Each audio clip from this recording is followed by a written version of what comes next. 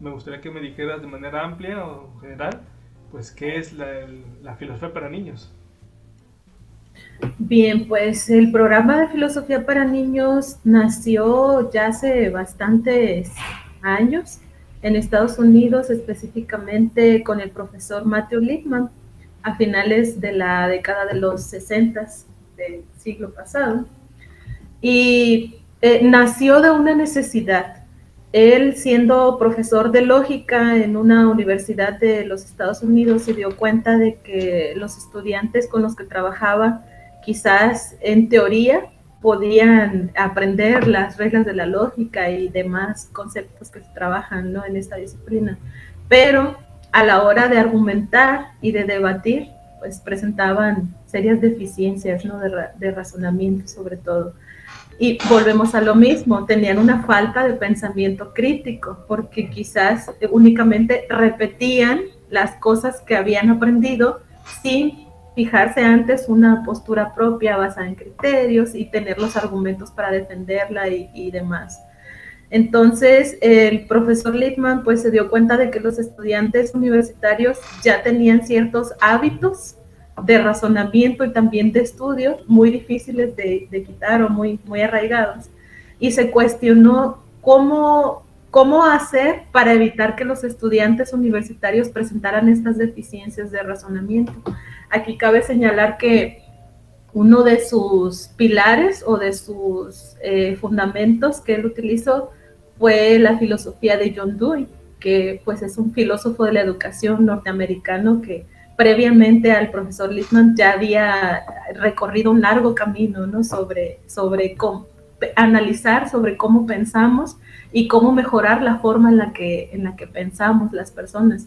Incluso John Dewey pues trató de llevar a la práctica todas sus ideas y sus investigaciones en una pequeña escuela en la que él trató como de enseñar de forma distinta a los estudiantes para que no cayeran en los mismos vacíos o en los mismos errores de la educación norteamericana de su tiempo, ¿no?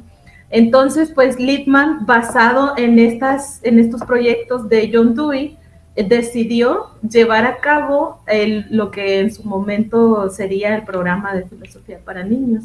Él también tomó como base a las investigaciones de Piaget, y considerando en que según Piaget los niños a más o menos entre los 9 y 11 años es cuando tienen como esa madurez para poder realizar operaciones abstractas, decidió diseñar un material de tal manera que pudiera enseñar a los niños a filosofar, no la filosofía. Aquí me gustaría hacer una distinción bien importante. Regularmente las personas que estudiamos filosofía, lo que estudiamos es la historia de la filosofía, o al menos esa fue la formación que yo tuve, ¿no? Entonces te pasas 4 años leyendo históricamente cómo ha sido el desarrollo de la filosofía, quiénes fueron los primeros filósofos, te pones a leer sus principales obras, las debates en clase y a lo mucho llegas a hacer a lo mejor un ensayo o un análisis, confrontar la filosofía de un filósofo con la de otro y así, ¿no? Pero el profesor Lippmann le dio como ese giro a la enseñanza de la filosofía y con su programa él lo que pretendía no era que los niños aprendieran filosofía, sino que aprendieran a filosofar. Es decir, él diseñó estos materiales que constan de novelas filosóficas y un material de apoyo para el maestro, en el cual los estudiantes logran ese acercamiento con las ideas filosóficas de los grandes filósofos, los principales problemas de la filosofía, pero de una forma, digamos, indirecta. Al niño no se le enseña quién fue Platón y qué fue lo que las principales tesis de Platón y así. Al niño se le ponen al alcance de su mano personajes ficticios, pero personajes con los que él se puede identificar, niños de su misma edad, que se cuestionan, que razonan, que confrontan sus ideas con sus pares, con sus padres, con sus maestros, y que todo el tiempo están analizando, pensando, cuestionándose, de tal manera que el niño, al estar en contacto con la novela, está en contacto también con la filosofía, pero no de la forma tradicional en la que comúnmente nos enseñan, ¿no? En las escuelas. Lo que pretendía el profesor Littman era acercar a los niños a la filosofía y propiciar que los niños llevaran a cabo el acto del filosofar en compañía de sus pares y de su propio profesor. Y aquí cabe señalar que la figura del profesor es uno más del grupo. El profesor de filosofía para niños se sienta a filosofar con los niños, no se sienta a enseñarles la filosofía.